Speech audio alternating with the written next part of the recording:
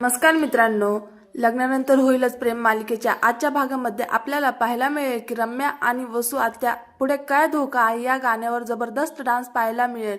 तर डान्स करत असताना रम्या आता प्रेमाने काव्य आणि नंदिनीलाही बोलवते। काव्य रम्याला सांगत असते की खरंच खूप छान डान्स केलाय तू रम्या। तर रम्या नाटकी करत म्हणते की काव्य तुला माझा परफॉर्मन्स आवडला ना, तर माझा डान्स सार्थकी झाला। तर काव्य पार्थला म्हणत असतो की छान डान्स झाला ना रम्याचा, पण मात्र पार्थचा अजूनही रम्यावर काही विश्वास बसलेला नसतो। मनातल्या मनात कुठेही तरी पार्थचा संशय वाढतच असतो आणि तो नंदिनीकडे पाहतो। तर पार्थप्रमाणे नंदिनीचाही काही रम्यावर विश्वास बसलेला नाही। तर मालिनी ही रम्याच्या कृत्यावर लक्ष ठेवत असते, तिलाही रम्यावर काही विश्वास बसलेला नसतो। सगळेच तिच्याकडे संशयाने पाहत असतात। त्यानंतर शौर्य म्हणतो की आपल्या संगीत समारंभात एक स्पेशल पाहुण्याने एंट्री घेतली। आपल्या जीवा दादाचे लाडके मित्र गुड्डू भैया इथे आले आहेत। त्यानंतर गुड्डू त्यांच्या पिंकीला घेऊन आता संगीत समारंभात आलेला असतो। तर जीवा ओढत म्हणतो की गुड्डू कैसन बा असं म्हणत तो स्टेजवर जातो। बऱ्याच दिवसानंतर गुड्डूला भेटल्यानंतर जीवालाही खूप आनंद झालेला असतो। गुड्डू म्हणतो की नंदिनी भाऊजी मला आमंत्रण दिलं होतं म्हणून मी पिंकीला घेऊन आलो आहो।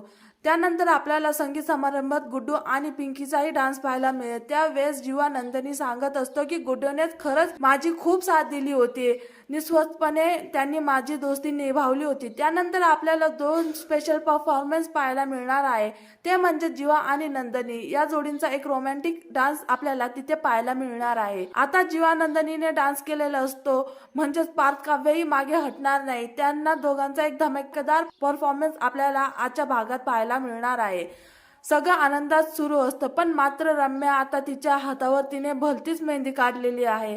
काव्याने तिच्या हातावर कार्यार्थ लिहिलेलं असतं, त्याचमुळे रम्या सुद्धा पार्थचं नाव जोडून तिच्या हातावर रम्यार्थ लिहिते आणि ती म्हणते की फक्त आजच रात्रीची ही वेळ आहे आणि उद्या पार्थ कायमचा माझा होईल। संगीत समारंभात आता संपलेला असतो आणि एकीकडे आता जीवा नंदिनी आणि गुड्डू पिंकी बोलत असतात। नंदिनी गुड्डूला म्हणते की गुड्डू बरं झालं तुम्ही आलात, आम्हाला खूप आनंद झाला। तर मैफिल जमलेली असते, त्यांची मोज मस्ती सुरू असते। गुड्डू म्हणत असतो की जीवा भैया तर आम्हाला विसरलेच होते, पण नंदिनी भाऊजीने आम्हाला आमंत्रण दिलं। जीवा म्हणतो की वेड आहेस का रे वांग्या, तुला थोडी विसरले मी। त्यानंतर पिंकी पहिल्यांदाच घरी आल्यामुळे आता नंदिनी तिची ओटी भरते, हळद कुंकू करत तिला प्रेमाचा मान देते। तर गुड्डू भरावून गेलेला असतो आणि तो नंदिनीला सांगतो की नंदिनी भाऊजी जीवांचं खरंच तुमच्यावर खूप प्रेम आहे। ज्या 21 दिवसांच्या व्रतामध्ये त्यांनी जे काही केलं ना, मी ते स्वतःच्या डोळ्यांनी पाहिलं आणि जीवा भैयामुळे मलाही पिंकीही मिळाली।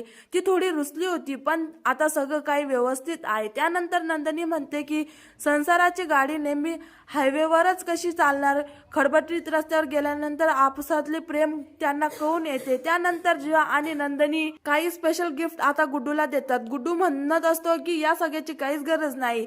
तर नंदिनी म्हणते की तुम्ही आमची खूप स्पेशल पाहुणे आहात आणि एक गिफ्ट नसून जीवा आणि माझ्याकडून दिलेला प्रेम आहे। जीवा म्हणतो की गुड्डू भैया काय रे हो गुड्डू म्हणतो की खुशी के आंसू